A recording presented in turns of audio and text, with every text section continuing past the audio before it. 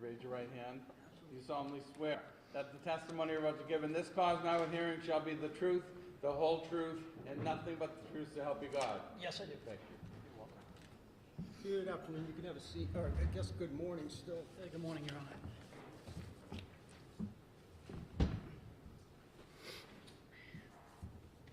If I may. Yes, please. Sir, in a loud, clear voice, can you please introduce yourself and spell your first name and your last name? Good morning. My name is Officer Steven Corr. Steven spelled S-T-E-V-E-N. Last name is Corr, C-O-R-R. And what do you do for a living, sir? I'm a police officer with the town of North Andover. And how long have you been doing that? About 15 years. Okay, what are your duties and responsibilities now? I'm on patrol 4 to 12 shift. We respond to everything, 911 calls, domestics, motor vehicle accidents. If somebody calls the police, we answer. Okay, I'm going to turn your attention back to June 30th of last year. You were working that day? Correct. Okay, at some point in the early evening, did you get a call to go somewhere? Or did you get a call that you decided to respond to? There was a call. We had several officers involved in a document service. Okay. I was assisting another officer at a time with an arrest. Okay, and the document service was a restraining order? Correct. Fair to say that was being served on Kelsey Fitzsimmons? Yes. Okay, did you know where she lived? I at did. that point? You did? Yes. I'm sorry. I was about to say I didn't hear your answer, but he repeated it. So you knew where she lived. I do. Yes, correct. Sorry, we're having trouble hearing the gentleman too. If you could Well, just I'm try to sorry. keep your Excuse me. voice up. Thank you, sir. Sir, you said you were on another call, correct? Correct. Whereabouts was that? It was down the road on Waverly Road by the cemetery. At some point, did you receive information that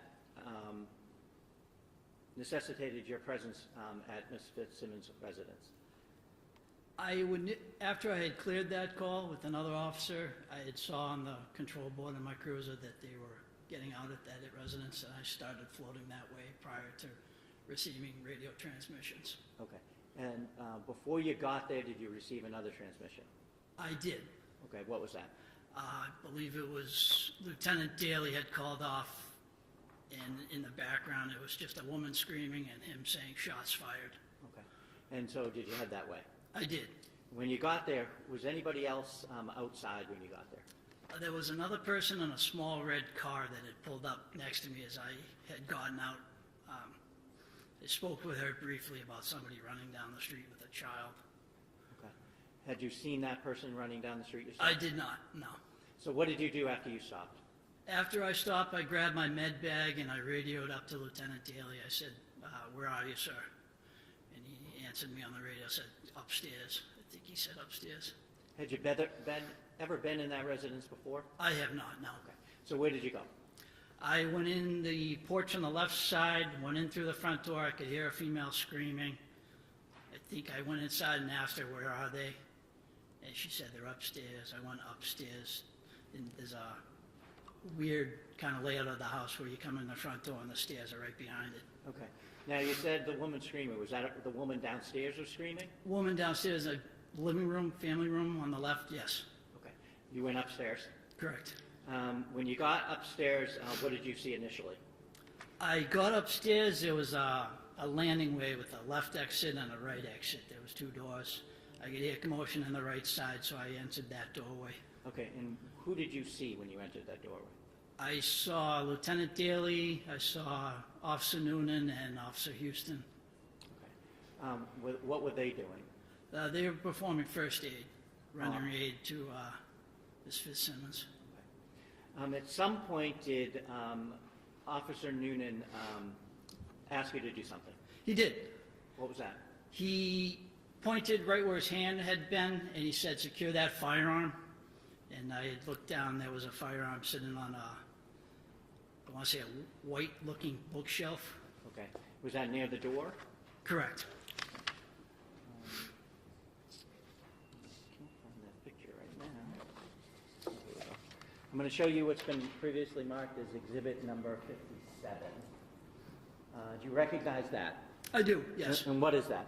That was where the firearm was located, on top of that white-looking bookshelf. I guess it's not a bookshelf, but, So this is the room you're in, correct? correct, And this is the door you went in? correct. And is this the area where the gun was? That's where the gun I saw was, yes. Okay.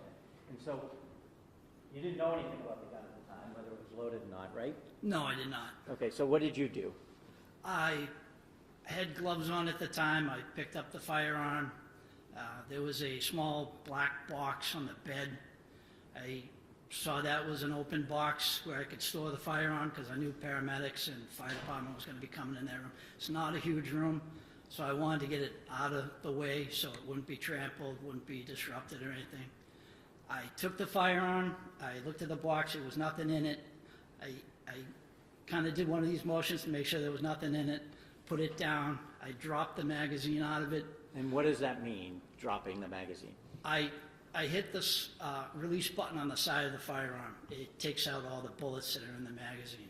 Okay. Bullets stay in the magazine. The bullets are in the magazine, correct.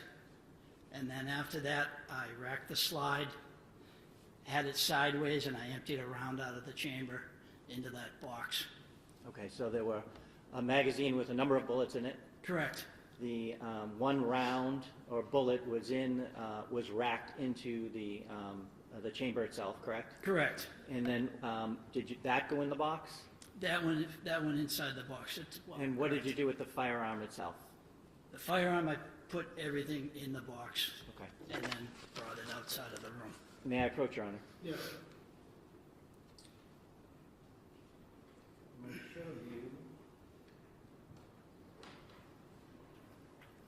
a picture and ask if you recognize what that is. Hold on one second. So this image not on... agreed to, so it's a picture that. Okay. I'm going to see if it's All right. My question was, and you just answered it by your movement, was whether you wanted me to look at what was on the screen. No. All right. So you've handed him a photo. Do you recognize what that is? I do. What is it? It's the box that I placed the firearm on the ammunition in. Okay, can you see the firearm, the magazine, and the round itself? I can. Okay. Where is the what did you do with the box after you placed the items in it? Like I said, it was a small room. The landing that was at the top of the stairs, I backed up out of that, and I put the box in the corner away where I kind of stood over it, made sure nobody messed with it as the fire department came up and down for medical aid. Thank you. Your Honor, I'd offer this picture as the next exhibit. Any objection? No, Your Honor. Okay. It may be admitted. Exhibit 80, so marked. If I may publish it. Please.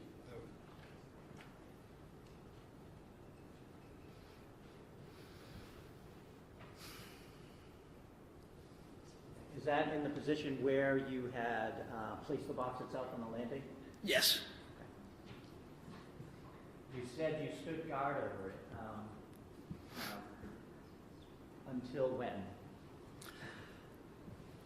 As they were doing render and aid, Officer Noonan backed out of the room along with Officer Houston and I believe Lieutenant Daly. As she was being removed from the room downstairs, there started to be some issues. I asked Lieutenant Daly, who was standing next to me, I said, do you want me to go down and make sure the fire department's all set, putting her in the ambulance, make sure nobody interferes with that? And he said, yep, I'll take watch over the firearm. And he basically stood over it and made sure nobody, after I had left. Okay. When you initially went into the room and you saw Ms. Fitzsimmons on the ground, I'm assuming? She was blocked my view. I could see feet. Okay. I assumed that was her. Once everybody kind of moved out of the way and I walked in, I said, what do you guys need for help?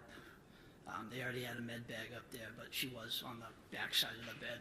Okay.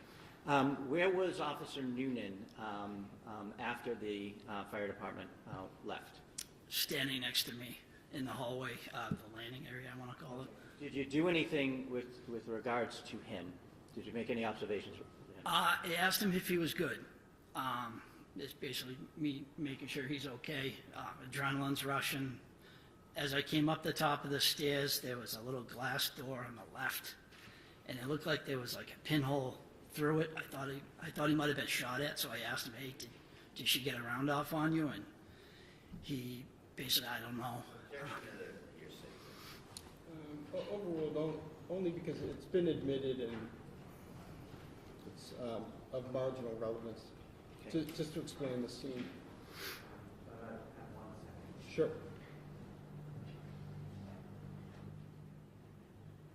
Nothing else. Okay. Cross?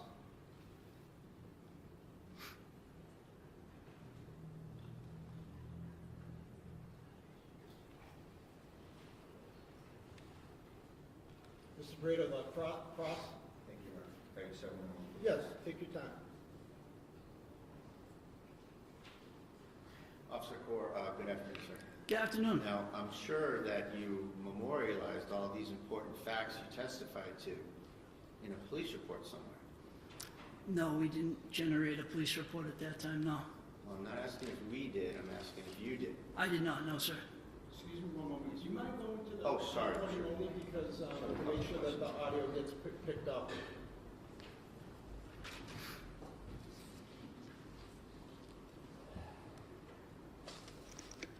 Everything you testified to was not memorialized by you in a police report, correct? No, I did not write a police report, no. Now, also, you weren't interviewed until 30 days after this incident, correct? Interviewed by who? By the state police. I don't remember the exact time frame. Isn't it true that you were interviewed on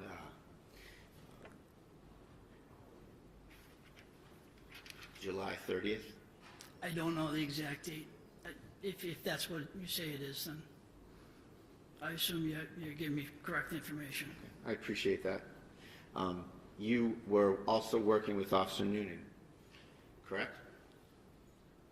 I work with him as a coworker. Did you work with him in that time interval? From when the incident to the happened to 30th? July 30th? July. He's on a different shift, but yeah, I do work with him. And did you speak with him about the case? I don't recall if we did. I'm sure we had talked at some point about if he was okay. Did you speak to him about what happened at the scene? Just yes or no? At the scene we did, absolutely. We were on the same scene. Okay. And did you speak with him in the days following? I couldn't tell you. I'm sure we at some point talked. And what about prior to your state police interview? I'm sure we talked at some point. So you spoke with him at the scene, spoke with him probably shortly after, and spoke with him prior to the interview as the interview approached. Is that fair to say? Yes. Thank you very much. Nothing further. Anything direct? No. Okay. All right, thank you, officer. You may step down. You're welcome. Thank you. Come with you, call your next witness.